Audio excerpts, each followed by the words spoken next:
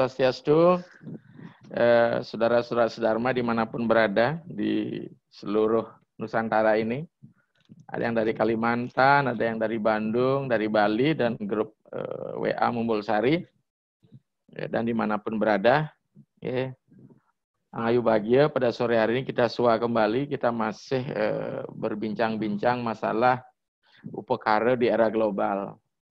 Sebagaimana kita ketahui bersama, saudara sekalian, upekara saat ini selalu dipermasalahkan karena dianggap menjadi sebuah beban seperti ini karena tampilan-tampilan dari penyanding-penyanding kita telah memberikan satu tawaran yang praktis, ya.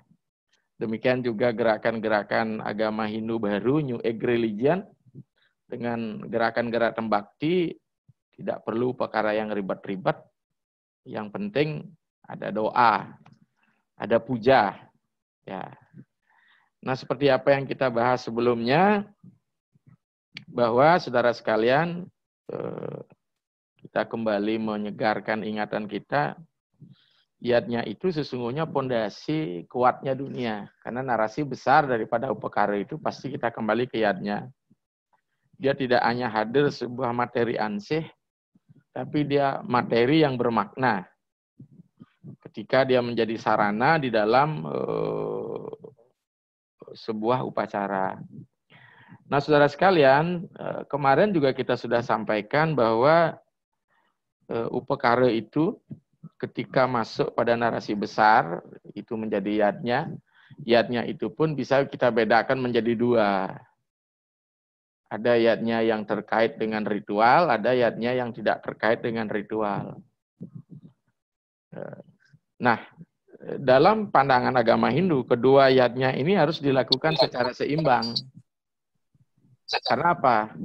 Karena saripati daripada kedua yatnya ini harus dilandasi oleh cinta kasih. Ya, ini yang paling penting, yang mendasari. Nah, berdasarkan teks yang ada di dalam susastra Hindu kita, terutama di Bhagavad Gita, di situ dinyatakan bahwa yatnya itu diklasifikasikan menjadi tiga berdasarkan triguna, yaitu satwika yatnya, rajasika yatnya, tamasika yatnya. Hal ini sudah menjadi sangat populis di kalangan kita mendengarkan itu. Bahkan Parisada membuat satu acuan yang disebut dengan yatnya satwika. Gerakan-gerakan ini sesungguhnya bagaimana yatnya itu menjadi tepat guna, sasaran, bahkan ada saran bila perlu tanpa pembunuhan, gitu, tanpa ada imsa. Namun di Bali hal itu mungkin sangat sulit sekali dilaksanakan, karena kita punya literatur yang bersifat narasi kecil, dalam arti sesana, pembunuhan itu dibenarkan, manakala untuk wali krama puja, pecaruan, atiti puja, untuk suguhan, persembahan kepada tamu, kemudian dewa puja, kemudian dharma wigata, ya, yang terkait dengan pembunuhan yang di mana makhluk-makhluk harus kita bunuh karena dia penyebar penyakit, misalnya seperti bakteri dan beberapa yang lain. Mengenai satwika ini, Bhagavad Gita tegas menjabarkan ada 6 kriteria yang ada. Satu adalah serada. Ya, dari petikan Bhagavad Gita ini kita akan mendapat suatu konklusi, kesimpulan ketika dalam keadaan emergensi apa yang harus kita kerjakan. Ini yang penting. Pertama adalah serada. Sebagaimana kita ketahui bersama, saudara, serada ini sesungguhnya pintu untuk menuju Tuhan. Di dalam Weda, Caturveda Samhita, di dalam Rigveda telah dinyatakan bahwa Wratina diksam apnosi, diksayam apyate daksinam apyate sradayam, sradaya satyam apyate. Jadi serada inilah sesungguhnya menjadi kunci ketika seseorang ingin memuja Tuhan. Saudara-saudara kita yang lain, serada ini menjadi sebuah rukun iman. Ya, jadi sesuatu yang ada di dalam diri kita. Saya kemarin sudah jelaskan, mungkin pertemuan pertama sekali ketika bicara struktur dan konstruksi agama Hindu. Ya, bahkan kemarin saya sempat diskusi ketika beliau walaka adalah Prof. Titip. Mengapa ketika kita bicara tri kerangka agama Hindu tidak serada yang jadi dasar pertama? Kenapa harus tatwa gitu? Ya, bahkan diuraikan menjadi pancasrada. Padahal Atharva Veda mengatakan ada 6 komponen serada dharma itu, nanti baca dalam buku Abhinas Chandra Bose ya, yang berjudul The Call of Veda, di situ diuraikan secara detail. Karena waktu itu kita sedang berjuang bagaimana agama butuh pengakuan negara. Sehingga bentuk Pancasrada apakah ingin sebuah kaitisasi atau cocok logi dengan adanya Pancasila gitu. Karena nilai-nilai yang ada dalam Pancasila sesungguhnya kan ada di dalam Hindu. Gitu ya, kalau menurut si Rizal. Maka serada inilah yang pertama. Ya. Serada ini yang pertama, Sradaya apyate satyena. Ya. Makanya di dalam teks Sarasamustaya tegas dikatakan upotika laksana hauti saluwiring ulah dharma yang tanpa dulur seradaning manah kanista ngarannya. Apapun tindakan-tindakan yang merupakan pengejawantah dari perbuatan dharma hendaknya dilandasi seradaning manah. Dari mana serada itu? Dari dalam diri kita. Kita berangkat dari dalam diri kita. Ketika kita memuja Tuhan, bukan karena perintah Tuhan kita memujanya, tapi karena kesadaran diri kita. Kita masih ingat ketika kita keramaning sembah, Om Atma Tatwatma sudah memsah. Kita tidak mulai dari Tuhan, tapi kita mulai dari dalam. Ada kesadaran. Ya.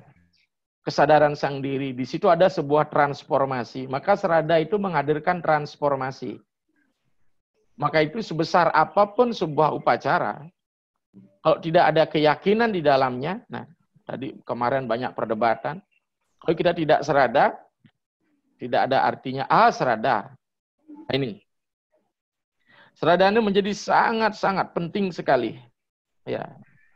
Bahkan kalau kita cari secara etimologi, kata serad itu, kita kembali ingatkan ya kepada saudara sekalian, kata serad dan da. Serad artinya hati nurani, da artinya menggunakan atau menempatkan. Jadi menempatkan hati nurani ketika kita melakukan tindakan-tindakan kehidupan kita keseharian. Ini yang menjadi sangat penting. Ya, sama ketika Bima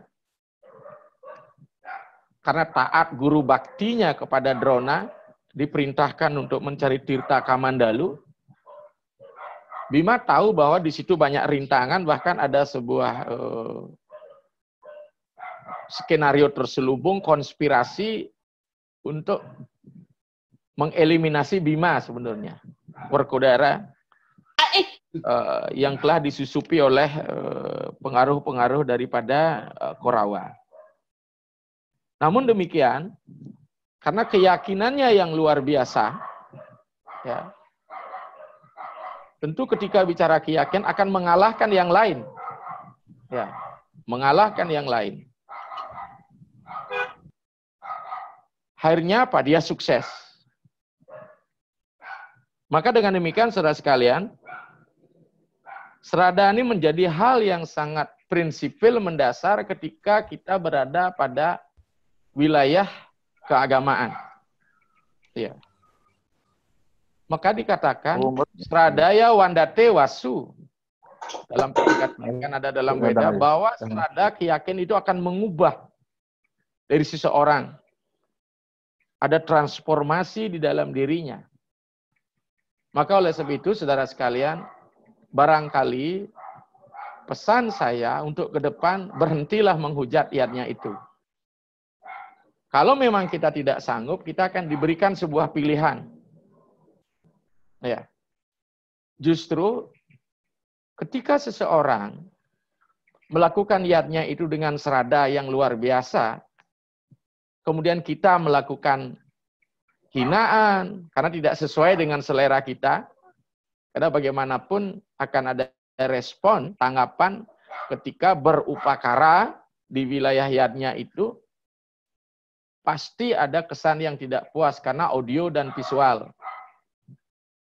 Biarkan mereka melaksanakan itu. Ya. Biarkan mereka melaksanakan itu. Misalnya kegiatan-kegiatan upacara di Bali, misalnya yang besar-besar dan sebagainya, ya, kita sarankan keseimbangan saja. Jangan sampai karena ayatnya menimbulkan sebuah kemiskinan. Ini yang penting. Bukan berarti salah, dan ketika kita tidak mampu, bukan berarti itu salah. Namun kita juga tidak menutup kemungkinan, saudara, karena ada proses materialisasi di wilayah ketuhanan, ya bahwa ada proses materialisasi di sini.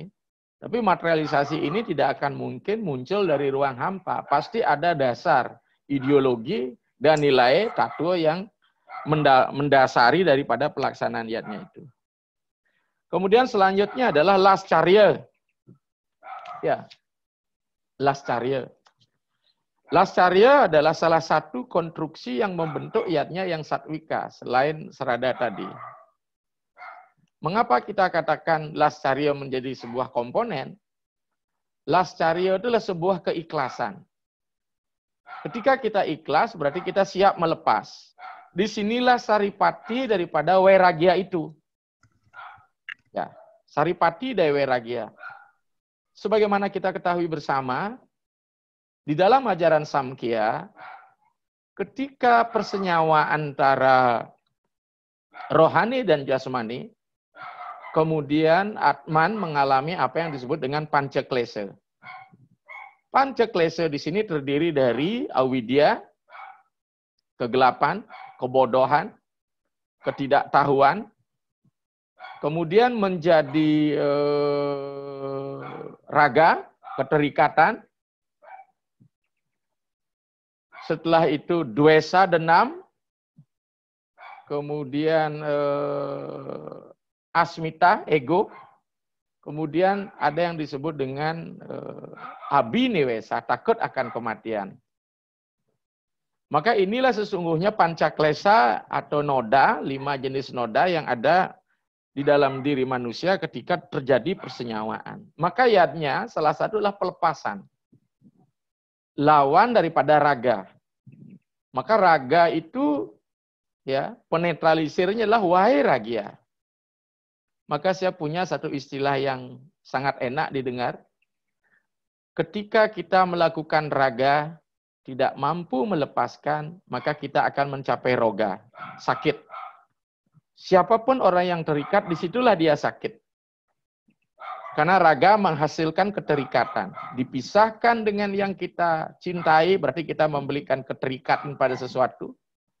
Kemudian dipisahkan dengan yang kita cintailah menderita. Disatukan dengan yang kita tidak cintai juga timbul penderitaan. Maka oleh sebab itu, saudara sekalian, lawan dari raga adalah wairagya. Ketika orang mampu melepaskan raga mulai wairagya, sesungguhnya dia adalah yoga. Apalagi kita ketahui bersama, ketika banten-banten yang hadir tidak hanya wujud offering, persembahan, dia adalah perwujudan Tuhan, dari niskala ke skala, maka sesungguhnya banten itu bukan makanan hidangan untuk betara, untuk para dewa, tapi justru sebagai perwujudan beliau. Sananeng bebanten pinaka warna rupaning ide betara, kita hadirkan beliau di situ. Walaupun sesungguhnya Banten adalah wujud maya beliau. Makanya Banten inilah murti sakti. Kalau kita sudah bicara masalah murti sakti, ya perwujudan yang mengandung satu kekuatan yang luar biasa.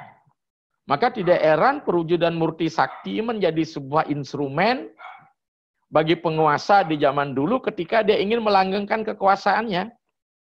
Dan berkolaborasi dengan tantrik jelas sekali memang tidak bisa dipisahkan. Sama ketika Prabu Kertanegara dalam rangka mempertahankan kekuasaannya, di situ dia melakukan pesta-pesta dalam bentuk bukan pesta mabuk-mabukan, dia pancamakara dan sebagainya.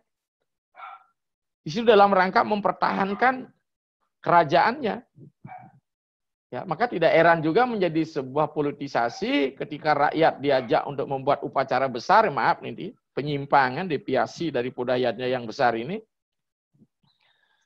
Sehingga rakyat tidak lagi memikirkan yang lain, diajak untuk beriatnya, untuk membangun kekuatan. Sama seperti upacara yang dibangun zaman dahulu, apa yang disebut dengan aswamedayatnya dan upacara Rajasuya. Nanti kita akan jadikan satu dasar pijakan. Maka ini lebih banyak terjadi pada pusat-pusat kerajaan besar. Dan di Bali hal itu terjadi. Maka tradisi-tradisi Ngekeda Seludra, Manca Bali Krama memang menjadi satu program dari pemerintah atas saran Bagawanta di pusat-pusat kerajaan. Ya. Karena bagaimanapun dulu ada 3 kategori, pura gunung, pura pusat kerajaan, dan pura laut. Ya. Makanya sering dilakukan di Penataran Agung. Ya. Sekarang apakah Penataran Agung Besakih dan sebagainya, di sini membangun. Tetapi kalau kita perhatikan tradisi-tradisi masyarakat kecil yang tidak sebagai pewaris budaya aktif, beberapa nih, ya kita Simo Gunung namanya di Bali, upacaranya kecil-kecil. Tidak ada upacara sampai yang semewah-mewah sebesar-besarnya ini. Bahkan di Bali ada sekarang upaya gerakan tertentu dari kelompok tertentu, mohon maaf, menyeragamkan Banten biar sama di gunung dan sebagainya. Ya.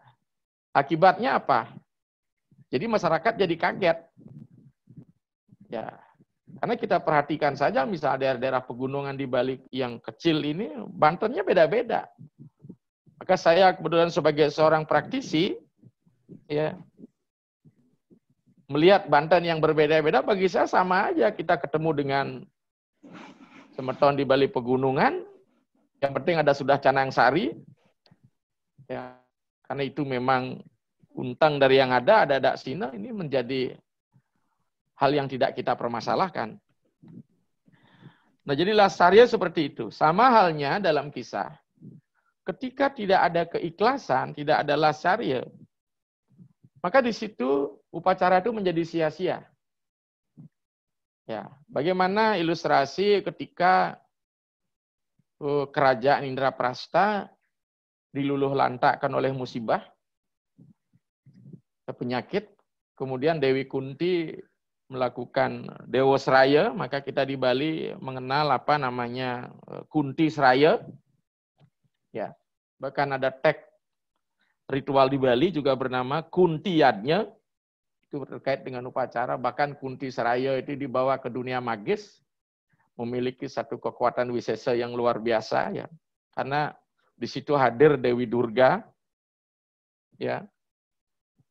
Dewi Durga meminta syarat kalau ingin Indraprasta itu pulih sebagai sedia kala, maka Kunti harus mampu mempersembahkan salah satu putranya. Nah, disitulah kemudian ada kebimbangan dalam diri Kunti. Dia punya anak 5, ternyata 2 ada anak tiri, Nakula Sahadewa. Mulailah keterikatannya dia, ini anak kandungku, ini bukan anak kandungku. Mulai dia ragu-ragu. Maka dengan demikian akhirnya dia persembahkan Sahadewa. Namun karena keraguan-raguan ini, akhirnya Kunti disusupi Durga Dewi, sehingga menyiksa si Sahadewa. Kesan lahiriah ya memang karena dia adalah anak tirinya, anak Dewi Madri. Namun demikian Dewa Siwa tidak tinggal diam, malah Siwa sendiri merasuk ke dalam tubuh Sahadewa. Maka disitulah kemudian Durga Dewi tidak bisa memangsa daripada Sahadewa, justru takluk kepada Sahadewa dan minta untuk diruat. Maka kita mengenal di dalam ritual di Bali pengelukat namanya Puja Sadewa. Ya. Inilah menjadi dasar mengapa pecaruan itu menggunakan caru siap berumbun 1. Ini ilustrasinya dari pengorbanan Sahadewa. Ya. Ini. Maka Lasariono menjadi sangat penting. Ya. Selanjutnya sastra, saudara sekalian. Ya, bahwa di dalam ajaran agama Hindu, apapun ketika kita membangun niatnya itu, kita harus merujuk kepada sastra. Sastra harus diartikan apakah sastra tanpa tulis maupun sastra tertulis. Ya, maksud saya mungkin saja ada sebuah tradisi yang tidak secara eksplisit tertuang di dalam sastra, tapi nilainya ada di dalam sastra secara implisit. Ya. Sedikit tidak ketika kita misalnya, salah satu contoh, ketika upacara ngelungah dilakukan, jelas itu, sudah ada dasarnya. Kemudian ada yang disebut dengan warak kruron, kemudian ada yang disebut dengan ngelangkir. Sampai saat ini, para sulingge ya, memperdebatkan semua ini. Tidak ada dasar sastranya. Tentang upacara warak kruron misalnya. Itu yang masih berupa darah, kemudian keguguran. Ngelangkir yang belum kepus pungsat. Ini masih peragan dewa. Secara eksplisit dalam sastra itu tidak kita temukan. Hanya ngelungah saja. Namun kita mesti kembali. Ketika ada pertemuan spirit dengan material, mau tidak mau, sang roh ini sudah kena pancaklesa. Kita masih ingat bagaimana Astabasu, 7 basu yang dilahirkan oleh Dewi Gangga, karena 7 basu itu bersekongkal dengan Wasuprabasa yang ke-8 mencuri lembu Kamadenu. Akhirnya yang paling berat dihukum lebih lama di muka bumi ini kan Wasuprabasa yang kemudian menjadi Bisma atau Dewa Brata. Sementara 7 basu lain hanya membantu saja pencurian itu. Dia tidak diberikan hidup lama di dunia, ada perjanjian dengan Dewi Gangga. Ya. Begitu lahir, dibuang ke Sungai Gangga. Artinya penyucian, minta lahir. Jadi ketika masuk ke badan material, mau tidak mau, roh itu sudah kena pancaklesa. Ya, jadi orang warak kruron, orang langkir, ini sudah kena hukum pancamaya kosa dia. Akibatnya, ya kena hukum klesa itu, dia harus disucikan. Ya. Inilah dalam bentuk sastra.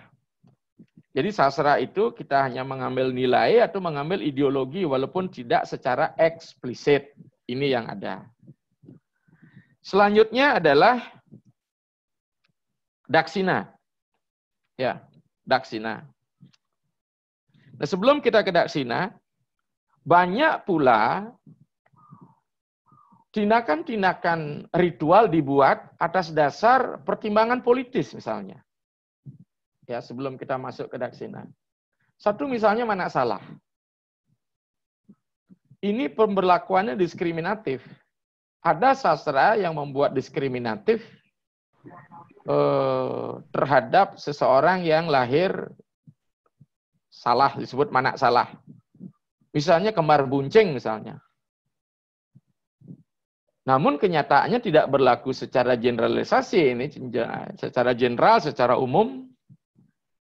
Ketika sang raja melahirkan putra buncing, ya, putra lanang istri, maka di situ ada satu pendapat bahwa Gumi akan landuh, ibarat pemijilan Betara Ratu Masolo Masoli. Maka akan disambut dengan gegap gempita. Tapi ketika tidak di wilayah Puri, atau di wilayah-wilayah kaum termapankan, malah disebut mana salah, bahkan harus dibuang tuh, di kuburan. Bahkan saya sendiri punya adik sepupu, kelahiran tahun 68, ya, ada pemberlakuan diskriminatif, bahkan sampai saat ini masih terjadi seperti itu. Jadi, mengapa? Apa dasar pemikiran? Ini hanya sekedar mengira-ngira saja bahwa ketika yang lahir kembar buncing itu di Puri, seolah-olah ini mengandung sebuah kesetiaan. Di mana raja yang meninggal, yang mangkat, kemudian sang istri melakukan sati, satya. Ikut menceburkan diri pada api ketika sang raja itu sedang diupacarakan pengabenan. Maka dari itu, pada zaman Belanda, upacara satinya sudah dihapuskan. Karena itu bertentangan dengan HAM ya barangkali. Sebelum Belanda menghapus, masih ada sati nih, satya. Nah, mengenai Manak Salah ini, kenapa di Manak Salah di wilayah kelompok-kelompok Jawa begitu di luar ring kekuasaan? Karena di situ ada anggapan bahwa yang lahir bersama-sama tidak lebih daripada orang yang telah dihukum bersama karena hukum kelebok. Alias orang yang mitra ngalang, kemudian dilakukan hukum kelebok, ya ketanggehan, begitu ketangkap basah, dibuang ke laut, akhirnya lahirlah di Jawa sebagai orang yang kembar buncing. Ini kan sebuah keputusan yang tidak mendapat sebuah kepastian, apa betul seperti itu. Karena urusan kelahiran kembar dan tidak itu mengandung genetik gitu. Kalau orang yang tertentu memang genetiknya memang ada kembarnya misalnya, kita sulit sekali menjustifikasi karena karma masa lampau ini. Kemudian ada upacara lagi yang belakang masih juga dilaksanakan, apa yang disebut dengan Asupunung Alangkahi Karangulu. Ya, ketika ada kelas strata sosial yang disebut Jabo Wangsa, bahkan dikategorikan sebagai Sudra, menikahi seseorang ya dari klaster yang lebih tinggi karena penguasaan politik niki dari Puri dan sebagainya, itu disebut Asupunung. Artinya menggendong anjing ya. Menggendong anjing. Demikian juga yang menganggap dirinya berada dari klaster ya kesatria ketika ngambil ke kelompok Brahmana, itu disebut alangkahi karangulu. Ya, ngeluanin gitu. Mendahului tulah gitu. Ini hukum-hukum ini diberlakukan, ini hukum-hukum kewangsaan. Bahkan pada zaman dulu misalnya bisa kelebok. Ya.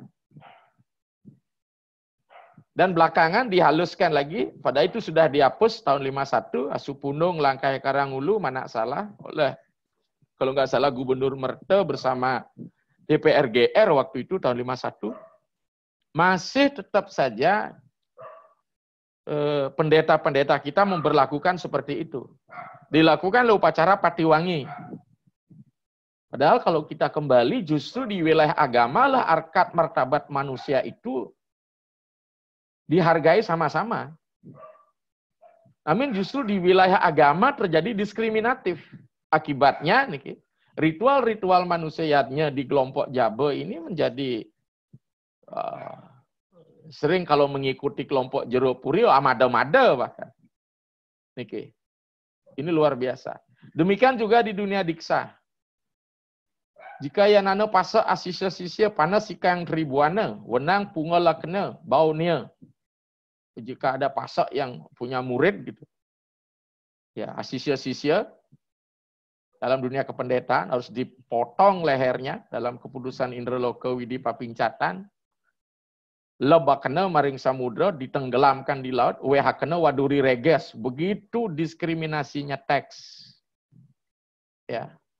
Bahkan dikatakan sudra dan sebagainya. Padahal kalau kita kembali pada lontar bongkol Pangasrayan, siapa sih sebenarnya yang sudra ini kan pasti di semua orang sudra, janmane jayate sudra dwija sankaret utiyate. Begitu orang lahir dari rahim ibu, sudra lah dia. Makanya dalam lontar bongkol Pangasrayan ada yang disebut dengan perilaku melepas wangsa. Nah kemudian upacara Asupunung Langkai Karangulu ini dengan tetap tidak ikhlas mengawinkan harus melalui upacara Patiwangi. Beberapa teks kita telusuri ternyata tidak ada Patiwangi. Yang ada dalam teks-teks diskriminasi adalah pemegat wangsa dalam lontar Resi Sesana Caturyuga. Ya. Kapan sebenarnya seseorang kalau kita kembali pegat wangsanya? Kalau kita bicara masalah Bali, secara otomatis kalau bicara masalah kewangsaan, kita bicara masalah semua orang sudah harus jatuh wangsanya karena kita semua sudah dijajah Belanda. Maka sudahlah kita semua menghama siapapun yang menganggap dirinya di Bali ini, dia tidak lagi sebagai pewaris yang murni karena dia sudah sempat dijajah. Bahkan menyebut dirinya memiliki kesetiaan kepada penguasa Belanda. Ya, saya tidak sebutkan kelompok mana itu sehingga namanya pun diganti sekarang menjadi sangat keren padahal artinya apa? Cokori Dewo Ratu Walanda gitu ya. Ini kan, nah ini. Nah dengan demikian saudara sekalian, ketika kita menelusuri teks-teks sastra tidak semua bisa dipakai.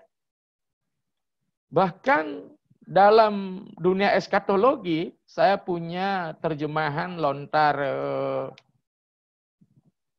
Puja Peter Sewell. Kebetulan kami dapat dari pusat dokumentasi, sobat saya teliti secara seksama. Di situ kita temukan puja untuk Brahmana, setelah tertentu puja untuk kesatria, puja untuk Wesya, bahkan puja untuk Sudra. Bahkan tadi pagi pun kita diskusi tentang Sangaskara atau askara ketika dalam kematian. Karena masih banyak sulingnya-sulingnya tidak melakukan pengaskaran. Padahal pengaskaran itu inti dari penyucian roh untuk didiksa.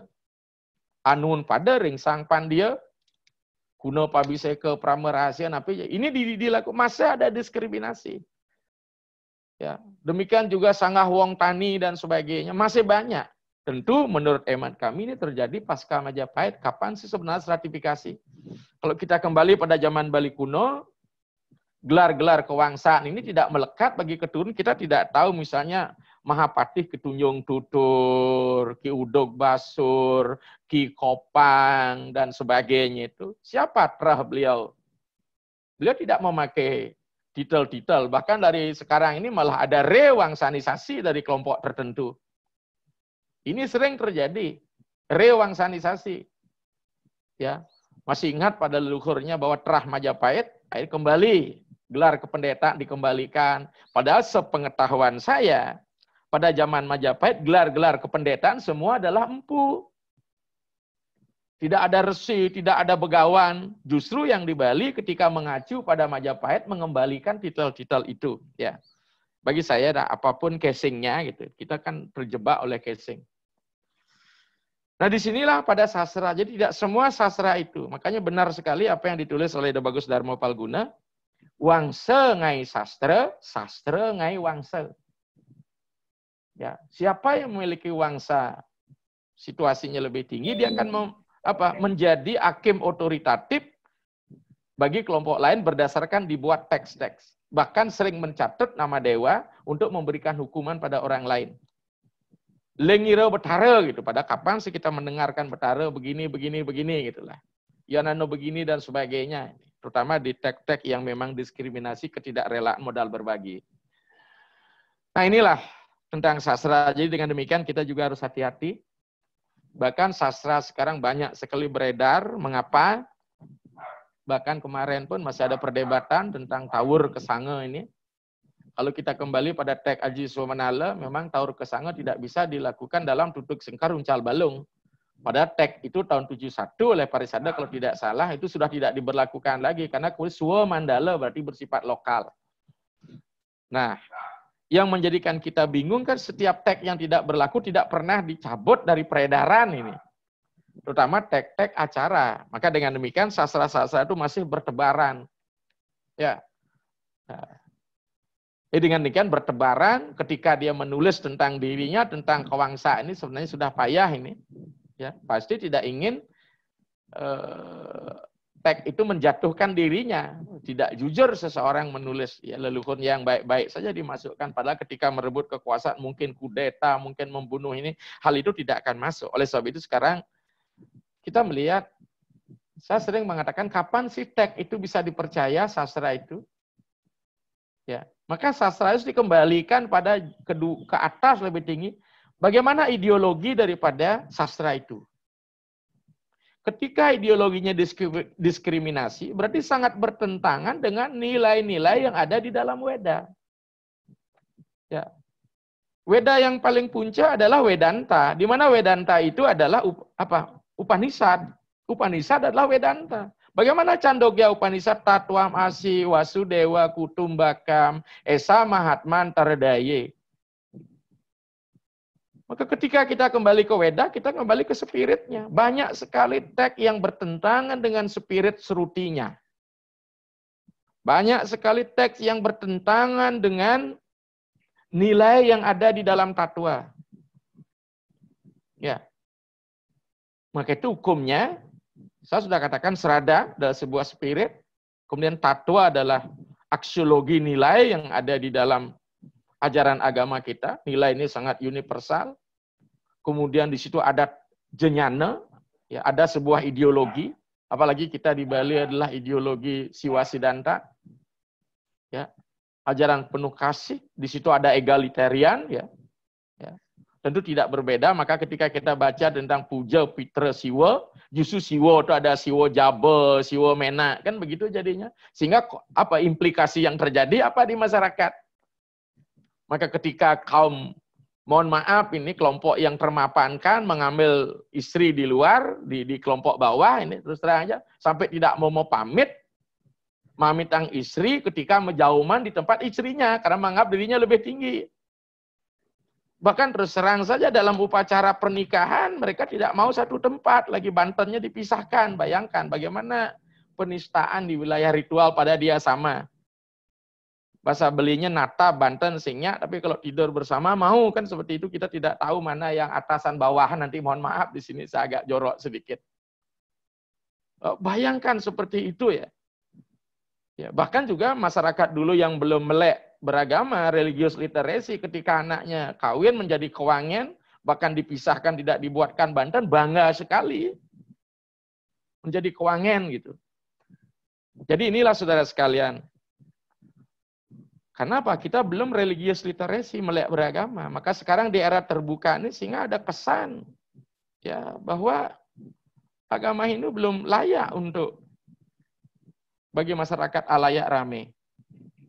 Ya, bahkan jelas dikutip oleh Al-Quran tahun 77, kalau nggak salah saya punya salinannya. Agama Hindu hanya untuk kaum Brahmana. Padahal teks semula diseruti tidak seperti itu. Ya, sebarluaskanlah ajaran Weda kepada 4 golonganku, termasuk orang di luar itu. Yatena, Ewaca Kalanim, Janebiah, dan sebagainya. Maka dengan demikian, saudara, sastra ini luar biasa. Dia mempermainkan sesuatu yang sangat penting.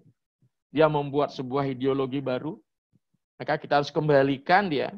Kita jadikan framework semula, kerangka berpikir daripada Weda itu ini. Maka upacara pun seperti itu dia. Tidak hanya di perilaku sosial, di sesana, dan sebagainya. Ini boleh upacara ini. Upacara misalnya 3 bulan ngiderin lesung gitu. Ini orang Jabo nggak boleh, hanya orang ini seperti itu. Ini banyak sekali hal seperti kita jumpai. Dan bahkan mati juga, mati salah pati, ulah pati misalnya. Orang yang asu punung langkai karangulu masih ada dalam tek Yamatatua itu ingaran wong sudoso, tidak akan dapat tirta dari pendeta, bayangkan. Ya. Dan justru di wilayah agama itu sesungguhnya orang dimuliakan, diberikan jalan keluar karena agama hadir sebagai penebusan, redemption. Maka nilai-nilai universal inilah yang harus kita angkat. Kita lanjut sekarang pada daksina, saudara. Sebagaimana kita ketahui bersama, tentang daksina ini sudah dijelaskan tadi, Wratina diksam apnoti, diksaya apiate daksinam, jadi dengan berata orang mencari penyucian, dengan penyucian orang memperoleh daksina. Apa yang disebut dengan daksina ini adalah kemuliaan. Ya. Barang siapa yang telah menyucikan diri, ya, dengan perilaku kemuliaannya, ya, dia akan memperoleh daksina. Ya. Dia akan memperoleh, ya, dia akan memperoleh daksina. Ya. Dia akan boleh daksina. Jadi daksina ini bukan semata-mata sebuah honorarium yang diterima seorang pemangku setelah melakukan muput, ngantep, kemudian dapat daksina. Bahkan sering diplesetkan kalau tidak ada sesarinya bukan daksina namanya, apa daksina gitu. Jangan dilihat gitu. Ini pleset. Ya. Jadi daksina yang dimaksud di sini adalah daksina adalah sebuah anugerah, sebuah kehormatan, penghormatan ketika orang telah melakukan penyucian. Ini sebenarnya. Hanya sekarang diwujudkan dalam bentuk, kalau di Bali daksinanya jelas. Ya. Bahkan di situ ada komponen, ada kelapanya, ada telurnya, ya, ada pancepalanya, ada isi segara gunungnya, gegantusan, geti-geti, dan sebagainya. Kemudian ada simbol tapaknya, ada simbol benangnya, ada sesarinya, ada berasnya. Maka dari itu, sempat seperti mimpi rasanya saya ke India. Ternyata dari semua ritual-ritual yang ada di India menggunakan kelapa. Jadi jelas adalah simbol daksina.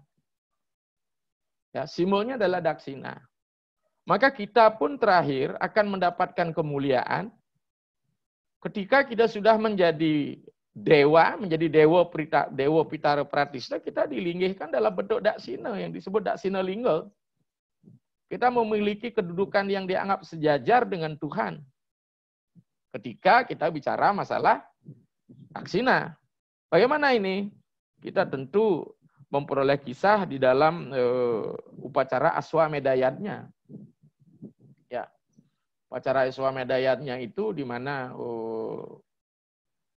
Pancapandawa itu dikritik dia oleh sepasang rubah, ya. Mengapa demikian?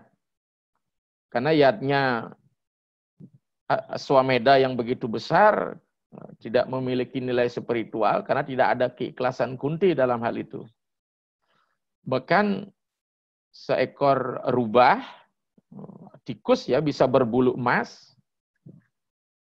gara-gara seorang keluarga Brahmana mempersembahkan bubur gandum kepada pengemis.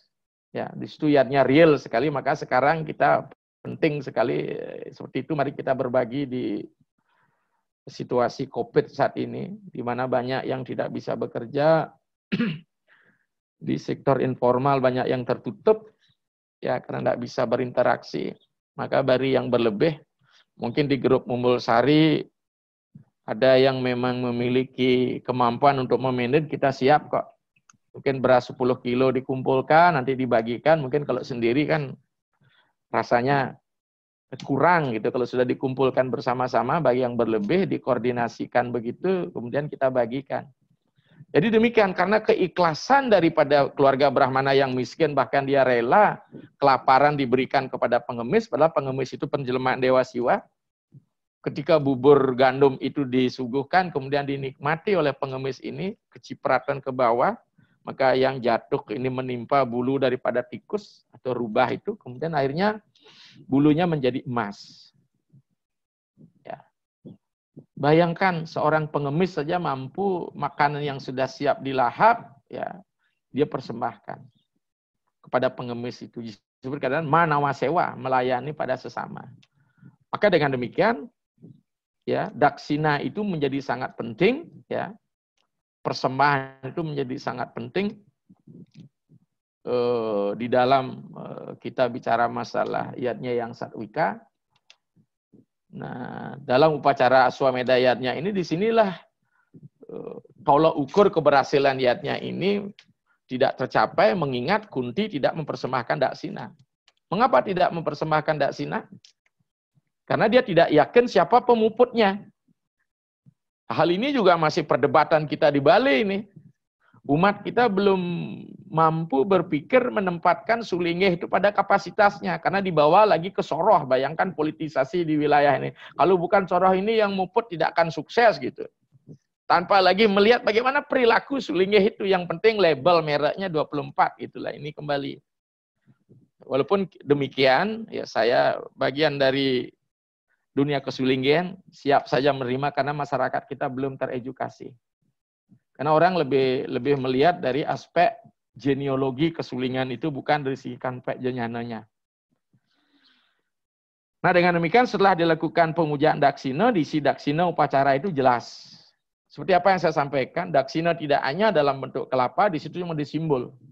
Bagaimana dia pengembangan diri alam semesta. dalam aspek di Bali, sebenarnya semua pengelukunan Banten itu ada di Daksina dan Banten Suci. Maka Daksina di Bali tentu tidak berdiri sendiri. Pasti ada Pejati, ada Suci, ada Daksinanya. Ini menjadi satu kesatuan, karena Suci itulah Saripati. Agni Made Rawis Ciwa, Rawi Made itu Candrama, Candra Made Bawat Sukla, Suklah Made Setita Siwa. Selanjutnya adalah mantra. Ya. Kalau mantra ini sebenarnya diperuntukkan kepada doa-doa yang mengandung nilai sruti sebenarnya. Jadi sabda Tuhan, mantra drestarah, itu resi. Jadi resi yang melihat mantra sebagai wacana Tuhan.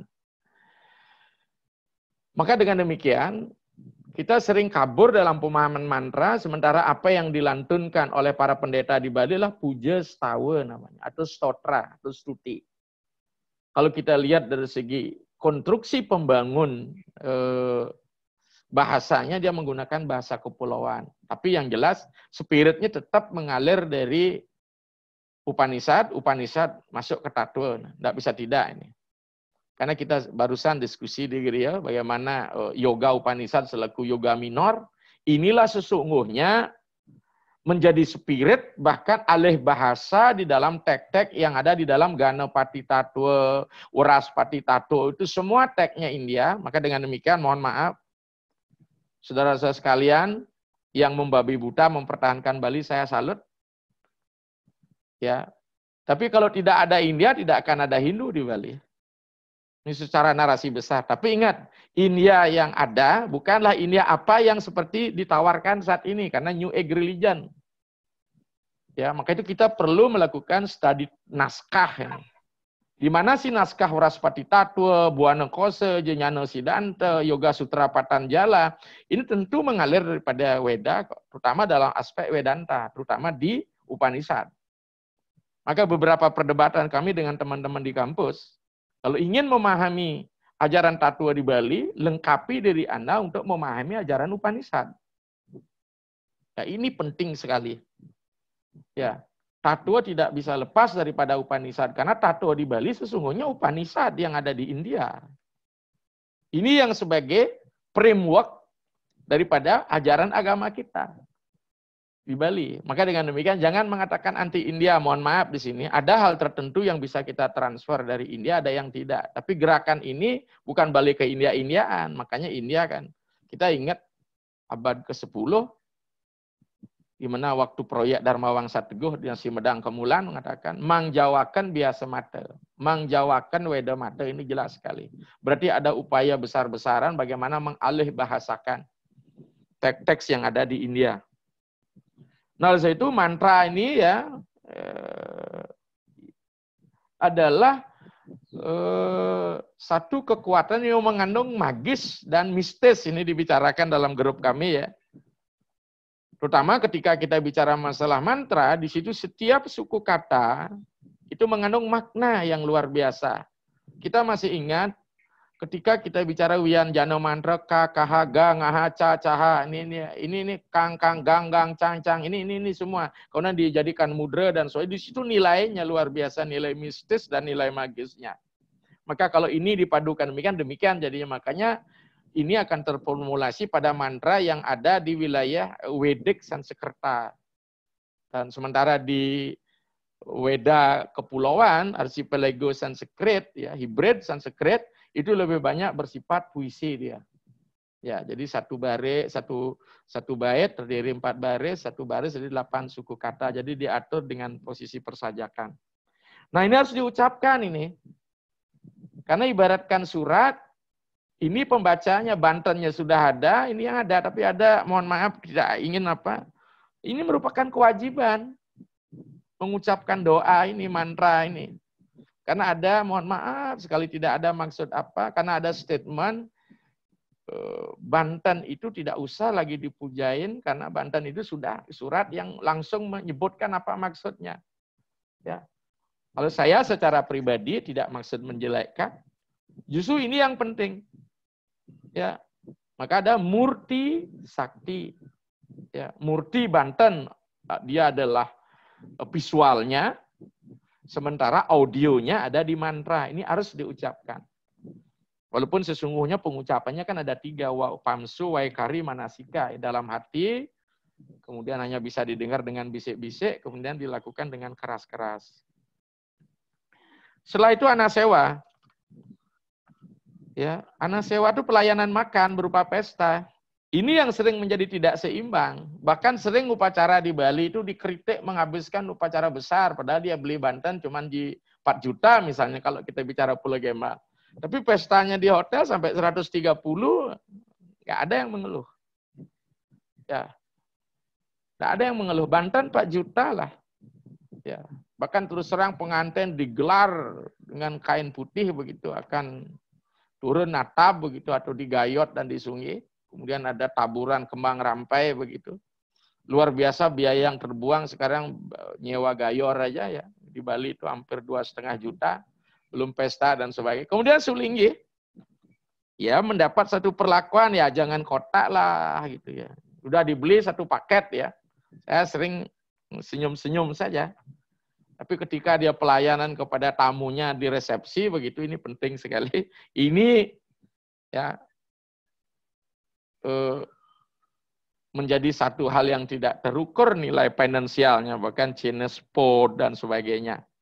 Malah menurut saya, ketika anasewa ini menjadi sebuah manusiatnya. Manusiatnya ngarannya, aweh pangan lan kinum rengi karaman. Bila perlu ketika manusiatnya mungkin gerakan baru sulit diterima, kita tidak hanya memberikan makanan kepada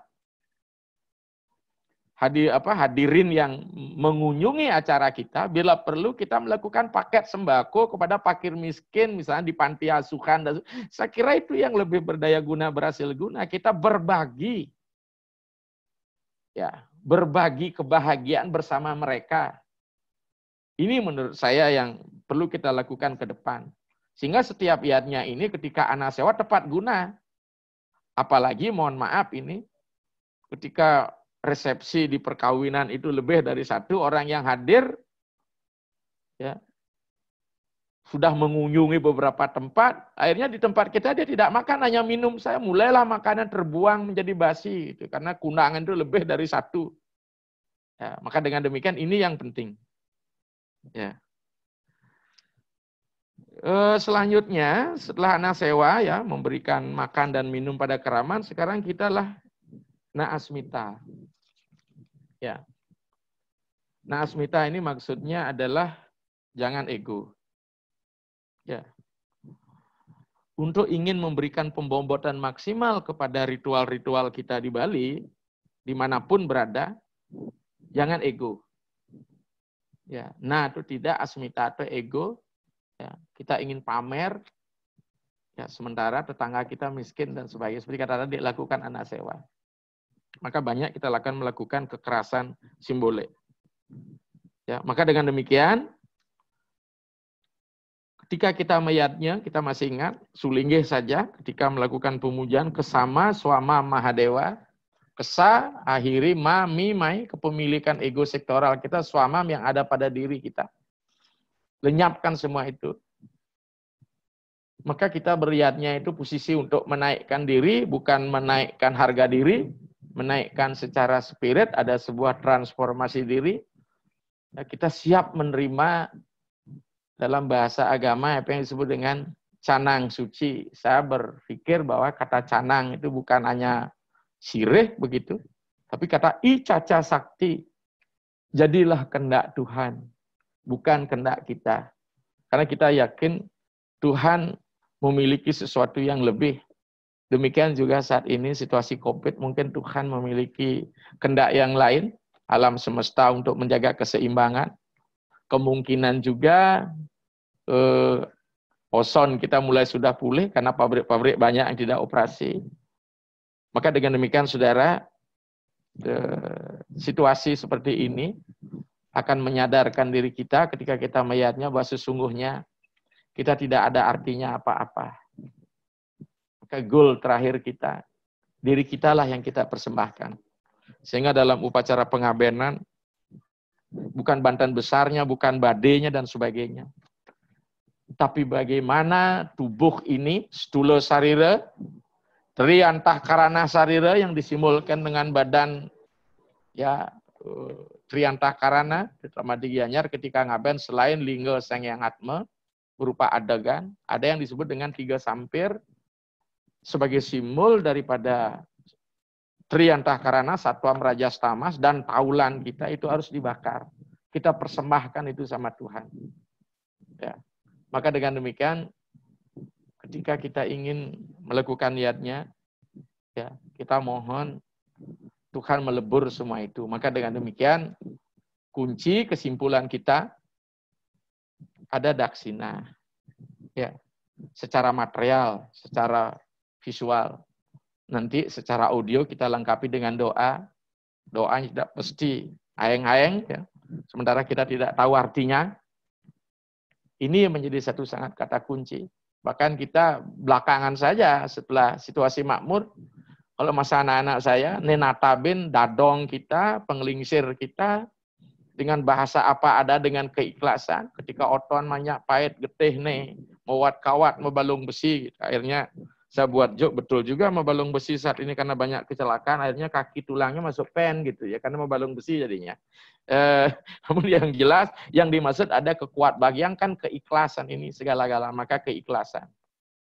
Karena mantra yang hebat, wiartaka yang ikang japa mantra yang manah kaselimur dining raja muang tamat, sehebat apapun mantra kita, sehebat apapun, tapi masih diseliput oleh raja tamah, maka tentu tidak akan berhasil. Maka inilah syarat-syarat satwika ketika kita bicara masalah upakara. Maka dengan demikian, saudara, di era global ini, apakah masih penting upacara yang besar? Kalau memang kita bisa lakukan, ya, karena ada multiplier effect dalamnya silahkan. Tapi ketika tidak bisa dilakukan, Anda tidak usah bersedih. Anda tidak usah, umpamanya dianggap nur sulingnya, kami sudah memberikan solusi. Kalau memang tidak mampu nur di sulingnya ke rumah, ya bawa bantana dulang, bawa ke geria, ketika wus nyuruh sowana, mari. Kita akan selesaikan itu. Maka mungkin baktinya monto aturang, ini yang penting sekali. Maka inilah pentingnya sekarang lembaga. Kalau jika tidak ada sulingnya, mari. Dan emangku, jeromangku, silahkan ngambil peran seperti itu. Sehingga kehadiran sulingnya betul-betul memberikan sebagai sang patirtan. Tirta itu artinya air, tirta juga artinya suci. Tirta itu harus apa? Diketisin. Ketisin berarti mencipratkan, bahasa lainnya ketisin, ngetisin, menyejukkan. Ini yang penting. Sehingga tidak ada target-targetan tergantung apa yang bisa dilakukan oleh umat kita. Dengan catatan ingat, jangan sugih mata pelacur, jangan lacur mata pesugih. Ini yang penting sekali. Ya. Karena ada dalam teks kekawin itu sara, ada 3 jenis manusia yang hidupnya sia-sia. Di situ dikatakan, wanten wong hina, ya, awanten wong sugih hina ya pering busananya. Jadi ada orang kaya tapi hina, makanannya hina, pakaiannya hina. Itu kategori yang tidak sukses dalam hidup, tidak mensyukuri. Wanten wong guna manter yanut rikang durjana. Ada orang hebat terpelajar tapi ikut pada orang jahat. Wanten wong wardayusa, ada yang orang tua dari segi usia dan anut sastra solakan tidak sesuai dengan petunjuk agama. Yekung jatmo trayo nirar takut tanpa don. Itulah sesungguhnya 3 orang yang hidupnya sia-sia. Maka dengan demikian, saudara, mari hidup seimbang. Ya, kalau secara ritual kita yadnya ritual atau upakara ritual tidak bisa kita lakukan, mari yadnya ya atau upakara tidak ritual kita lakukan dalam bentuk dana punya. Maka dengan demikian kuncinya apa? Yang ritual kuncinya, goalnya adalah wairagya. Yang tidak ritual, ya non ritual juga wairagya. Apa itu wairagya? Pelepasan. Sama dengan karma, karma yang mengikat, karma pula yang melepaskan. Intinya lah pelepasan. Siapa melakukan wairagya, maka dia akan yoga. Siapa yang tidak mampu melepaskan raga, dia akan menjadi roga, penyakitan. Demikian saudara, 1 jam sesudah memberikan ulasan, pandangan-pandangan, mudah-mudahan bisa ditangkap, ya. Dan selebihnya usaha saudara ya untuk memperkaya diri karena saya hanyalah sebagai sebuah media saja, ya, tidak menentukan Anda menjadi lebih daripada saya karena sesuai dengan swadharma kita. Maka silahkan saya berikan ruang dan waktu kepada saudara-saudara yang lain untuk melakukan diskusi. Demikian Mangku yang ada di Balikpapan, silahkan dipandu ya. Oke, matur suksema kita naringsir. Sudah 1 jam kita mendengarkan Dharma Wacana dari Ide Panditenpu Jaya Caryanada. Selanjutnya banyak pertanyaan yang masuk. Ampure, Ide berapa lama bisa kita diskusi nih? Ya, 30 menit lah. Nanti kalau sedikit silakan ditawar di waktunya gitu. 30 menit saya berikan. Pasti tidak akan semua bisa terjawab, tercover ini. Kita maklum aja waktu juga ya. Oke. Yang pertama mungkin dari Pak Nyoman Wirenate yang dari minggu kemarin sudah menunggu. Oke, silakan Pak Nyoman, kita suah kembali. Lanjutkan. Silakan Pak Nyoman. Om Swastiastu. Swastiastu Pak Man, suah menapi niki. Mudah-mudahan Covid berakhir, sempat ke Bali mampir. Nggih, sukses semua ya. Nggih. Menarik sekali niki ide. Tadi disebutkan bahwa Bebanten niki bukan persembahan atau sesajen yang kita persembahkan kepada beliau-beliau, tapi ini adalah perwujudan daripada beliau-beliau. Niki statement menarik sekali ide. Arcana namanya itu. Ngarco dengan Bantan Pak Man. Semua menarik.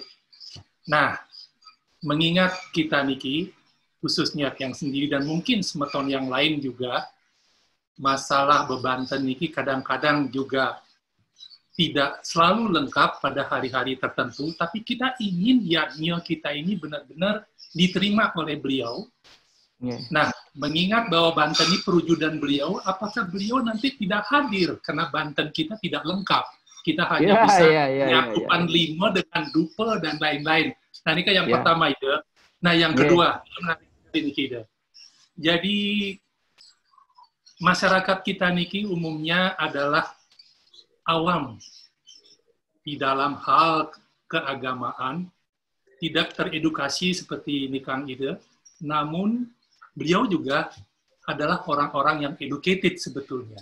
Dan yang kedua, mereka ini sangat-sangat manut sebetulnya dengan para Sulinggih. Nah, mengingat bahwa Sulinggih ini sangat menentukan Bebantenan, tadi terkesan yang dengan istilah-istilah kayu pundung, ngelangkahin karang ulu, dan lain-lain yang begini-begini ini. Nah, apakah wenten tidak persyaratan ide untuk menjadi Sulinggih ini harus ada persyaratan tertentu sehingga mereka ini sudah benar-benar terintegrasi, tidak lagi ada perbedaan-perbedaan di dalam hal Bebantenan, upekara, yadnya. Jadi dengan demikian kita pun manut-manut aja sebagai umat. Ini kemantan Ida Pandita Suksemo, Om Santi Om. Betul Pak Man. Om, betul sekali. Kalau Bantennya tidak lengkap, jangan-jangan Tuhannya tidak hadir. Karena niase beliau tidak sempurna perwujudannya akan sana neng Bebanten pinaka warna rupaning Ida Betara. Kalau teks idealnya Pak Man dalam lontar tapinining yadnya, ri sejarawan kita agawe kang Bebanten, ayo angwang-wangi, memang begitu. Tak boleh mengurangi. Ayo ngawu-ngawu. Awu itu artinya meletah kan, abu itulah mengotori. Ayo muncul lungsur, jangan melebihkan dan mengurangi. Ayo ulah subal, gitu. Jangan cepat-cepat selesai gitu dia. Nah. Tentu hal-hal seperti ini kan terkait dengan ritual-ritual besar. Maka ritual-ritual besar ini memang harus diedukasi oleh seorang tapini. Upacara ngontok linggih besar itu. Maka di situ ada tapening yadnya yang sesungguhnya kalau semakin sering beliau ngerajagang karya, tentu dia semakin ingat ya. Tapi bagi tapini-tapini yang jarang-jarang, dia harus membawa. Dia punya catatan itu, plutuk-plutuk itu dibawa Pak Man. Nah, sementara karena beliau sendiri dalam segi kebudayaan lah pewaris agama aktif. tentu nilai kesalahannya ini pahalanya lebih banyak beliau terima gitu. Karena harus berpegang sastra. Tapi bagaimana dengan masyarakat awam? Karena kitalah pewaris budaya pasif. Sederhana saja. Ya. Sederhana main. Ian sire tan weruh tan salah gitu. Membenarkan. Kalau memang tidak tahu tidak akan ada kesalahan. Ini logika yang bermain. Ya. Apalagi seorang tapi ini seorang Brahmana gitu kalau dikatakan. Kalau Brahmana salah satu kan hukumannya 1000 demikian. Bukan berarti apa. Kita yang tidak tahu ya. Namun demikian saya katakan. Jangan sengaja membuat kesalahan. Kan ini yang penting. Ketika situasi darurat nih, ya, kembali kepada kalau tidak ada bunga, dupa dan sebagainya, saya pernah pengalaman ketika kita pulang dari Sulawesi, pakai transportasi adalah kapal Tilong Kabila dan Awu sebelumnya. Saya merasa ngiri ya. Setiap minggu saudara-saudara Nasrani yang kebaktian. Setiap Jumat diberitahukan orang sholat di kapal. Sementara kita kapan? Padahal kapal Tilong Kabila dan Awu dulu itu penumpangnya hampir 80% orang Hindu yang pulang dari daerah transmigrasi dari Sulawesi Utara, dari Bitung, Kolonodale, kemudian di Sulawesi Tengah yang lain sampai ke Kendari. Kita ingin rindu ketemu berapa sih sebenarnya penumpang orang Hindu ini. Nah, akhirnya tiang minta sama ABK untuk bisa melakukan doa lah di sana di kapal. Ya. Pak, jangan pakai dupa, Pak. Jangan kini tak ada bunga dan sebagainya. Ya. Ternyata seperti kita katakan tadi, ketika kita bicara masalah Banten, kita hanya melihat karma kanda, Pak Man.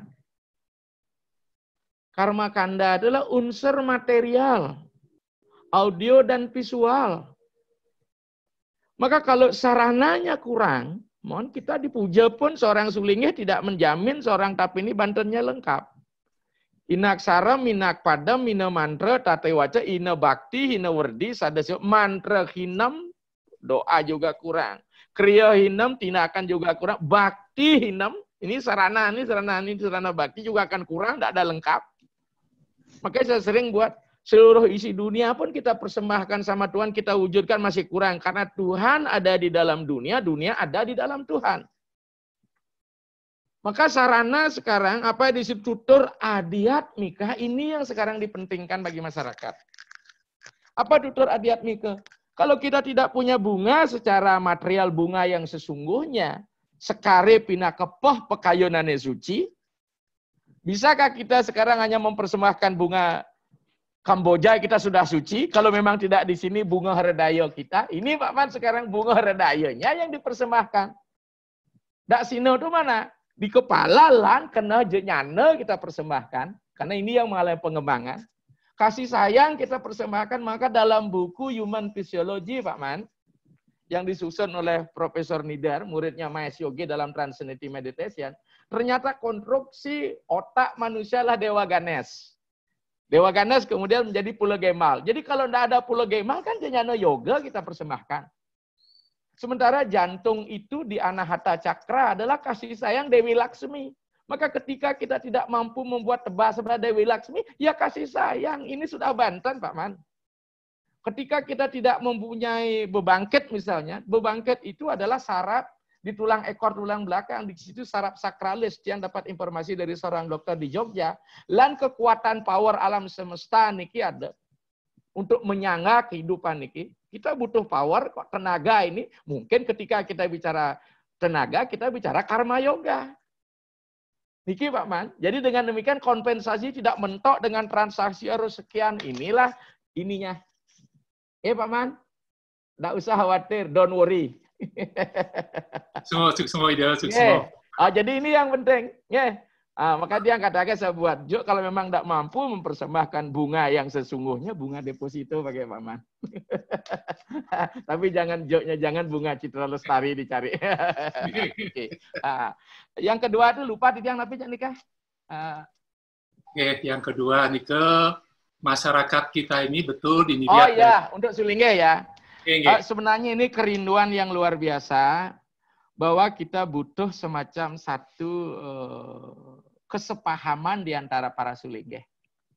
Karena berangkat sulinggih menjadi sulinggih saat ini berangkatnya dari macam-macam. Ada yang memang dari agama. Makanya itu tentu kita ngiri dong dengan saudara-saudara yang lain. Ketika dia jadi pastor memang ada sekolahnya. Syarat pertama kan STH. Masalah sulinggih niki memang sulinggih ini atau diksa ini harus dijadikan sebuah lembaga sebenarnya. Bukan diksa sebagai hanya inisiasi saja niki Pak Man, niki pemahaman niki kita sudah gaungkan niki. Di era sekarang ini dengan adanya demokratisasi di wilayah diksa semakin tinggi animo orang menjadi sulinggih. Ini juga bagian dari kelemahan kita karena yang berangkat menjadi sulinggih itu banyak yang tidak memiliki basis yang tepat. Ya. Karena bagaimanapun menjadi sulinggih adalah upaya untuk membangun modal simbolik. Ya, tetapi mestinya kita kembali, kalau analisis Titiang kemarin dalam penulisan disertasi, maka ketika kita bicara masalah dikse sebagai lembaga, sedikit tidaknya ada 8 komponen yang membangun lembaga diksa itu. Pertama adalah sisya. Jadi rekrutmen sisya ini harus jelas siapa yang boleh diangkat. Ya. Yang kedua adalah siksa. Ada konsep penggemlengan. Yang menggemleng bukan hanya nabenya saja, maka diksa itu harus ada sebuah lembaga memang kertadiksita dalam hal ini. Apakah ditambah dengan pendidikan-pendidikan formal maupun informal. Dan gerakan-gerakan itu telah saya lakukan di Bali, terutama di Pesemetonan, ada khusus calon sulinggih. Kemudian ditambah dengan hal-hal dosen-dosen yang kompeten di bidang pembagian-pembagian weda, sehingga ada perkawinan antara parawidya dan aparawidya. Niki menjadi sangat penting, karena bagaimanapun yang akan menjadi sasaran dan objek daripada sulinggih adalah umat. Umat sendiri adalah manusia. Manusia sendiri sebentuk antropologi itu memiliki kompetensi yang luar biasa. Ini. Jadi kita tidak hanya bisa mengandalkan modal simbolik genealogis bahwa dia memiliki legitimasi untuk mendiksa. Kita akan kalah. Maka oleh sebab itu, sekarang Universitas Indu, ya, I Gusti Bagus Sugriwo, nama IAD sekarang mengalami proses peningkatan status menjadi universitas, telah membuka jurusan kependetaan. Ini salah satu nanti pertama yang dilakukan adalah melakukan MOU kepada kelompok-kelompok, ya, komunitas-komunitas, warga-warga tertentu yang akan nanti memproduksi pendeta. Sehingga yang ngomongnya ini tidak abal-abal, kelompok ini ngomong begini, kelompok ini ngomong begini.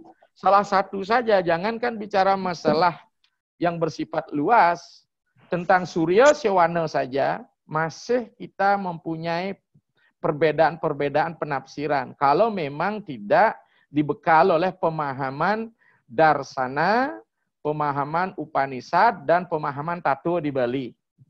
Sehingga sekarang banyak lahir sulinggih-sulinggih yang tidak jelas framework-nya. Dia berada di posisi mana sebenarnya, demikian.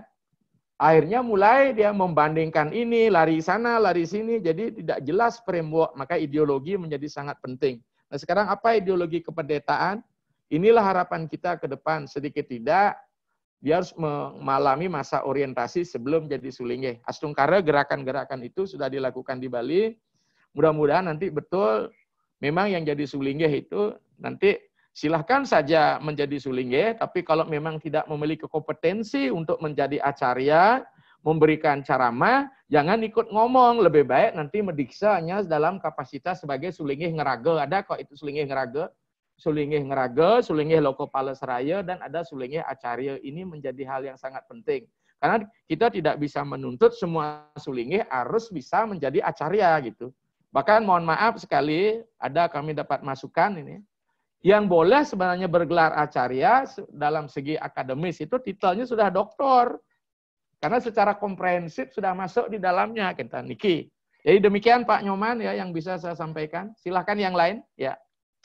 Suksma ida. Nggih. Waktunya kira-kira masih mungkin untuk satu pertanyaan. Niki yang sudah ngantri Pak Profesor Nyoman Sudiana dari Palangkaraya. Pak Prof, silakan. Swastiastu, Ratu Nabi. Silakan, Prof. Rayu. Luar biasa Niki. Jadi, nah, yang gini, masalahnya kita itu belum bahasa Indonesia, betul? Masalahnya kita tuh belum benar-benar mengakui bahwa Parisade itu adalah lembaga tertinggi kita. Seharusnya itu tanggung jawab dari Parisade. Kalau Parisade memang benar-benar berfungsi benar, maka saya kira sulingge-sulingge itu akan terjadi koordinasi seperti ini. Kemudian juga seperti yang kita ketahui banyak sastra-sastra yang sudah tidak relevan lagi dalam zaman ini. Seharusnya Paruman Pandito itu sudah mengeluarkan Bisamo bahwa itu tuh tidak ada zamannya lagi. Ditarik aja bahwa itu tidak berlaku lagi untuk zaman yang sekarang. Itu yang perlu yang harus kita lakukan. Nah, kemudian yang berikutnya tadi luar biasa bagaimana kita gini dalam zaman globalisasi seperti ini. Ratu Nabi pernah mengatakan bahwa Banten itu tidak boleh dikecilkan, tidak boleh dikurangi. Tapi paket kecil itu ada seperti itu. Kita mempunyai 9 paket. Tapi 9 paket itu tidak pernah dikomunikasikan dengan masyarakat. Mana yang disebut dengan paket yang kecil kalau ngotonin? Paket yang kecil kalau mesakapan itu apa? Paket yang paling kecil untuk mulantung dino itu apa? Nah itu yang harus dikomunikasikan dengan saudara-saudara kita. Sehingga nantinya mereka tahu, oh saya tuh punya uang sekian, berarti saya bisa paket ini yang saya ambil gitu. Kadang-kadang di sini kan ya antara Sulingeh kemudian dengan Serati Banten seperti ada kolusi seperti itu gitu ya. Tidak pernah mau mengkomunikasikan. Kadang-kadang gini, biasanya sarinya di sana tuh 1 juta minimal gitu ya. Padahal Sulingeh kita pernah meminta sari seperti itu. Akhirnya warga kita tuh takut.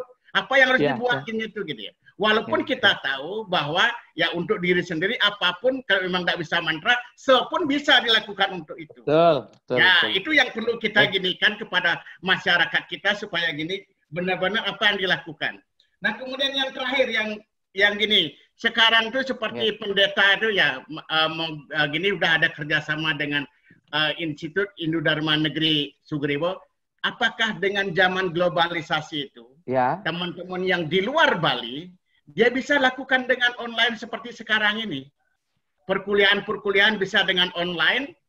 Kemudian berikutnya kalau memang perlu diadakan dia pada waktu terakhir nanti pada waktu diadakan ujian itu baru dia datang ke Bali untuk melakukan itu. Setelah itu baru bisa dilakukan. Dengan demikian akan memperbanyak nanti teman-teman di luar daerah yang bisa melakukan seperti itu. Dan jelas jadinya bahwa apa yang dia lakukan, apa yang dia inginkan dia sudah dapatkan di Institut Hindu Dharma itu yang harus kita lakukan seperti itu.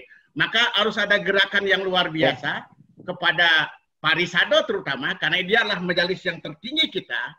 Sebab menurut yang itu harusnya semua pandita itu harus tahu Parisade itu. Parisade sudah mengakui bahwa dia itu seperti itu. Ada ijazahnya bahwa dia bisa melok ke Palestina atau bisa yang lain ini. Nah, karena di sana itu kan ada bisa dan boleh gitu yang bisa kita lakukan. Nika Ratu Nabi, suksemo. Swastiastu. Suksema Prof. Om Swastiastu. Ini saran banyak ya. Kalau kelembagaan agama kita Parisade di luar daerah ya memang Parisade sebagai sentral. Kita di Bali ini kita masih punya lembaga-lembaga lain. Ya, makanya sering kita Parisade ketika masalah baru Parisade dapat. Ya kita dapat PR-nya. Udahlah tidak masalah. Tapi di luar daerah karena saya sempat di luar daerah, Parisade menjadi ujung tombak. Tapi kalau kita mencari Parisade yang ideal sebenarnya kalau kembali kepada teks Manawa Dharma Sastra, lupa saya babnya kan kumpulan para pendeta yang ahli Brahmana Sista. Nah sekarang mari kita hanya di fungsi administrasi. Maka oleh sebab itu saya minta juga pada saudara-saudara yang sempat menjabat di Parisade ya, mudah-mudahan Pak Prof segera gitu ya. Pitana niki untuk diketahui Pak Pitana akan segera nih rekannya Pak Nyoman ya. Nah, jadi dengan demikian Parisade adalah satu gerakan yang memang harus dibangun. Maka staffing Parisade yang walake ini mesti harus mempersiapkan itu. Dan kemana dia berguru dan bernabe, jelas kompetensinya nanti ini. Ya jangan terus terang saja standarisasi mungkin di pendidikan jaminan mutu ini menjadi hal yang penting ketika kita berbicara. Layak tidak dia sebagai seorang guru nabi. Terutama hal-hal yang bersifat ada dua keilmuan, parawidya dan aparawidyanya. Ini menjadi satu hal yang sangat penting. Saya sangat setuju itu. Bukan karena saya pendeta dari dosen agama, tidak. Karena kita rindu sekali kalau bersama-sama duduk kita melakukan satsang, sehingga para pendeta duduk bersama, kalau dunia akademis kita bisa berbeda pendapat, tapi kita akan bisa mengerucut pada satu tempat. Tapi bagi yang tidak didasar oleh ilmu akan cungkang, sastra ini ngomong begini, padahal sastra itu hadir hanya untuk kepentingan ruang dan waktu tertentu, sehingga bisa ditarik sastra itu betul. Nah, terkait masalah nista madya utama itu bisa diberlakukan di wilayah manusiatnya. Ya. Mengapa? Karena manusia tidak mengalami pengembangan siapapun dia. Tapi untuk dewayatnya dan puja wali piodalan saya kira sulit. Karena Bantenista di Besakeh akan berbeda dengan Bantenista di Sangah Pemerajan. Ini ya. Ya. Kalau di Besakeh sebagai pura kayangan jagat, sad kayang, dandang kayang, kalau dibuatkan pejati saja pendumpeng 5 itu kan sudah nembak capung sumpit kan, tidak mungkin. Jadi dengan demikian ini untuk manusiatnya standarisasinya bisa. Ya, ayah banyak sedikit nih paling nista nih ya, jaga pejatian sudah nista itu. Nista. Kenapa kita pejati? Ulunya sudah ada, badannya sudah ada, kakinya sudah ada. Mulai dari daksinanya, perasnya sebagai karakter, sodanya sebagai badannya. Ini sudah bisa. Makanya canang suci muang dak sine sami sampun puput. Ini sebenarnya untuk manusianya kita bisa standarkan itu. Ya, tapi melihat situasi dan kondisi kita di luar daerah sulitnya mencari sarana. Kalau di Bali kan ada komodifikasi. Ya, kita terbuka saja. Makanya sering yang ke gereja ketika mau petik niki Prof, mesti harus bantuan perubayan ini cukup dengan membawa pejati aja kita bisa selesaikan. Sama ketika Sudi Wedani. Ya, kalau memang mereka tidak mampu dengan pengelukatan Patram Puspam Palam Toyam, ada pejati pesaksi dan ayabu sudah cukup itu. Demikian. Nanti masalah Napi Wastane, Parisada harus dikedepankan jadi lembaga, ini menjadi sangat penting. Ya, maka itu sekarang bagaimana kita membangun kepercayaan di Parisada, orang-orang yang duduk di Parisada, niki mohon maaf ini, ya harus hadir. Maaf, ini tidak membawa ideologi personalitinya ke wilayah itu. Ini sering terjadi. Ya, ketika pengurus Parisada, mohon maaf lagi ini oknum, ketika dia berada di gerakan agama New Age Religion, maka ada seorang tokoh di kelembagaan selalu ya memberikan nilai negatif terhadap Banten. Ya, ketua Parisada ngomong begitu, bagaimana umatnya? Ya. Makanya di mana dia beragama secara personal dan di mana dia beragama secara komunal. Ini mesti harus dijadikan dasar pijakan. Jadi saya kira demikian masalah kong kali kong sesari 1 juta dan sebagainya itulah kembali ketika ada proses materialisasi di wilayah agama, sering dia dibiaskan karena dia menjadi Banten itu menjadi komoditi. Kemudian upacara juga menjadi komoditi. Bahkan seperti saya sampaikan, mohon maaf, kita tidak menunjuk siapa-siapa. Bahkan di Bali pun, Banten pun akhirnya ditender. Bukan tenernya yang berarti menawar lebih sedikit yang dapat, ya justru yang menawar lebih besar. Karena yang lebih besar mampu memberikan fee kepada panitia lelang. Mohon maaf ini, tidak ada maksud siapa-siapa nih ya. Entah siapa itu, ini bisik-bisik ini kan tidak bisa dijelaskan secara fakta ini. Sehingga dengan demikian, salah satu misalnya di pimpinan Desa Pekraman sudah ingin menerapkan itu, akhirnya nyerah karena niki yang pun bermain. Ya, itu memang sudah terjadi di Bali karena komodifikasi, sehingga spirit keikhlasan itu sudah menjadi hilang karena dia hadir sebagai barang dagangan sehingga ianya menjadi sebuah transaksi. Saya kira demikian yang bisa saya ini kan. Ada yang belum terjawab tuh Pak Profesor? Ya, sampun, suksema Datul. Ya, Rajang. Kira-kira kita berikan lagi satu, masih kurang ya? Inggih, sebenarnya masih ada 4 pertanyaan. Satu dari Pak Made Sukande, kemudian Pak Made Semadi di Makassar, Pak Wayan di Jakarta, dan Suade Prasad.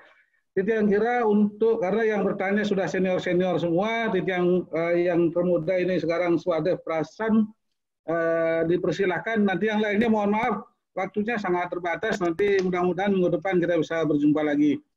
Silakan, Swadir. Semua Pak. Mohon izin waktunya. Ternyata menarik sekali diskusi sore-sore. Saya senang banget bisa ikut-ikutan ini. Tadi di awal sempat disinggung soal keyakinan. Menurut saya pribadi kan keyakinan bisa mudah yakin dengan landasan literasi sama pemahaman yang cukup.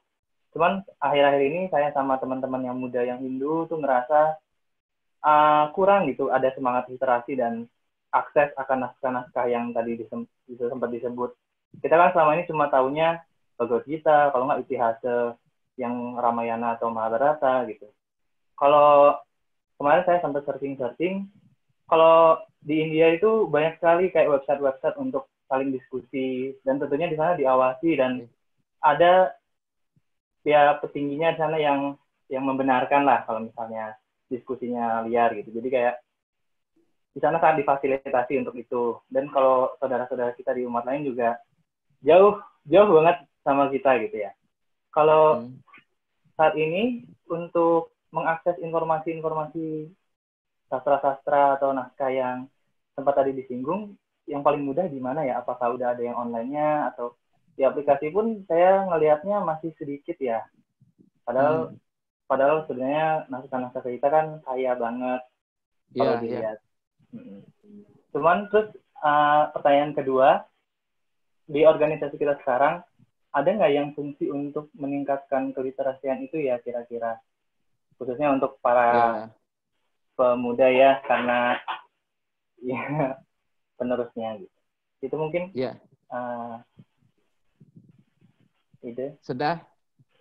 Makasih ya. Ya, saya lupa lagi satu dari Pak Prof ya. Masalah kuliah online ya, kita setuju sekali ya. Nah, jadi saya baru ingat nih, kuliah online untuk para calon-calon pendeta ini penting sekali. Mungkin kita perlu bicarakan secara dunia akademis nanti ya. Kalau ada sistem dulu adalah UT ya, Universitas Terbuka, sekarang mengapa tidak seperti itu? Ya, jadi setelah dia memiliki standar pengetahuan, baru dia boleh berguru, mencari guru. Ini penting sekali memang, nanti bisa dihubungkan nanti Prof. Sudiana ya, di Rektor Universitas Gusti Bagus Sugriwa. Sehingga dengan demikian nanti bisa dilibatkan teman-teman yang memiliki kompetensi, memiliki expert di bidang itu. Nah, terkait dengan literasi ini, nakku sekalian, sebenarnya kita sudah berterima kasih sebenarnya kepada Belanda. Belanda di satu sisi dia menjajah kita, tapi di situ ada pelestarian sebenarnya dengan gerakan Bali Sharing, ya, berdirinya Gedung Kertie, Livering Pandertuk, kemudian beberapa naskah-naskah Bali dibawa ke Lidan. Jadi literasi-literasi yang memang penting untuk kita malah banyak juga di Belanda. Nah, lebih lanjut jauh lagi, Dinas Kebudayaan, nah sekarang lupa siapa namanya, kita menjadikan di situ ada lembaga pusat dokumentasi. Mungkin nanti bisa dihubungi Bapak Gubernur ya, kalau ingin melek ya literasi, religious literasi, bisa diunduh. Saya justru karena naskah-naskah saya dapat secara tradisional justru tidak menggunakan dunia maya, itu naskah-naskah dari lama kita kumpulkan. Kita langsung bisa mencari ke Dinas Kebudayaan, walaupun sesungguhnya di situ merupakan banyak buku-buku proyek yang dibangun karena kejar tayang. Tentu dalam segi analisis aspek filoloh ini kadang-kadang kurang dari tingkat akurasi seperti apa yang disampaikan tadi Prof. Nyoman itu di Kalimantan Tengah. Ya betul. Banyak teks-teks yang masih sudah tidak perlu diterbitkan lagi. Karena sudah tidak dianggap, mestinya apa? Nilai-nilai ini penting sekali. Ya, nilai penting sekali. Misal teks Batur Kelawasan misalnya. Kemudian ada teks Asuase. Kalau ini dipublikasikan ada dua soroh di Bali akan berbenturan nih. Ya, karena apa? Di situ ada eksklusivisme kewangsaan di dalamnya. Teks-teks begitu kan tidak usah lagi dibangun. Kita harus membangun titik temu daripada teks-teks itu sehingga tidak ada dialektika dalam posisi yang diametral. Ya. Jadi ada polarisasi karena teks. Betul sekali kata Prof. Nyoman tadi. Nah sekarang saya tidak tahu apa memang ada Dinas Pusat Dokumentasi Pemerintah Daerah Bali ini punya nggak? Di situ ada naskah. Bahkan saya sendiri punya katalognya. Kalau pentul lontar ini sekian gitu. Ya. Makanya saya kalau memang situasi tidak terlalu sibuk dari dulu jadi sulingnya, ketika memang tidak muput dan sebagainya, pasti saya ada di Pusat Dokumentasi Daerah Bali kita mulai meneliti beberapa salinan-salinan lontar. Jadi dengan demikian literasi ini bisa dicari di Gedong Kertia, tapi Gedong Kertia memang terus terang pembiaya naskah ini luar biasa. Apakah pemerintah punya peran? Saya lupa di bawah mana sekarang ini Gedong Kertia, itu naskah punah. Kemudian Belanda misalnya punya akses di Leiden, kemudian di Pusat Dokumentasi Pemerintah Daerah Bali itu tek-tek yang banyak ada. Selanjutnya masalah satsang ini memang penting.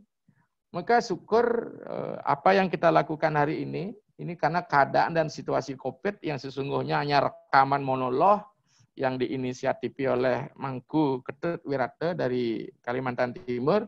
Ternyata wacana Zoom kemarin yang 2 jam itu diikuti, punya inisiatif untuk bisa melakukan, mudah-mudahan walaupun situasinya normal nanti, new normal, kita akan tetap melakukan ini.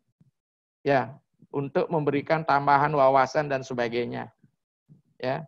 Sehingga ada penambahan ilmu dan kita bisa berbagi, dan saya pun tidak stagnan. Kenapa? Mau tidak mau saya akan kembali melihat tek-tek sesuai tema yang akan kita bahas. Sehingga kita mempertajam kembali tingkat pemahaman kita terhadap naskah-naskah itu, bagaimana ideologinya, nilainya, kemudian bagaimana implementasi penerapannya di masyarakat. Karena seperti kata tadi, walaupun literasinya ada, belum tentu cocok dengan perkembangan zaman. Misalnya, Asu Pundung, Langkahi, Karangulu itu kan tek-tek yang sangat diskriminasi. Kemudian ini tidak boleh disiratin sama warga ini begini, itu tek-tek ya, ini Brahmana, Wangsa, dan sebagainya. Karena sesungguhnya kita kembali, kalau hanya kependetaan ini menjadi diksa itu tangga untuk mencapai Tuhan.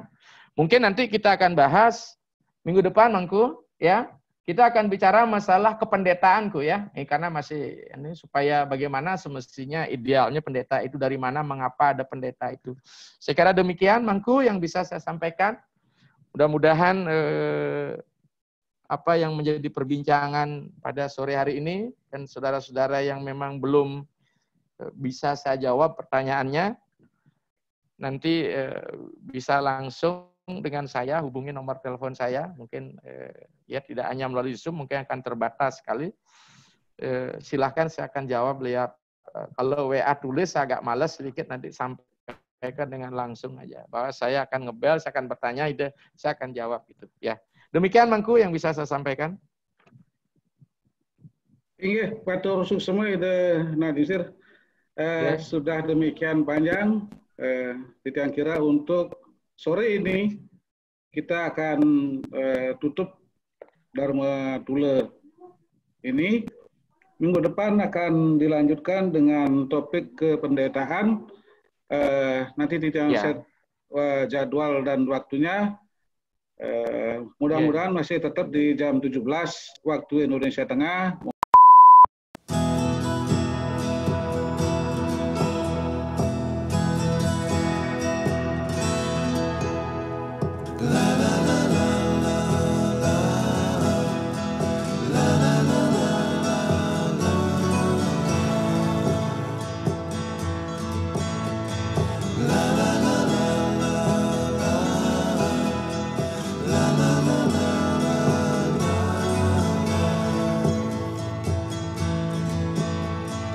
Over the hills and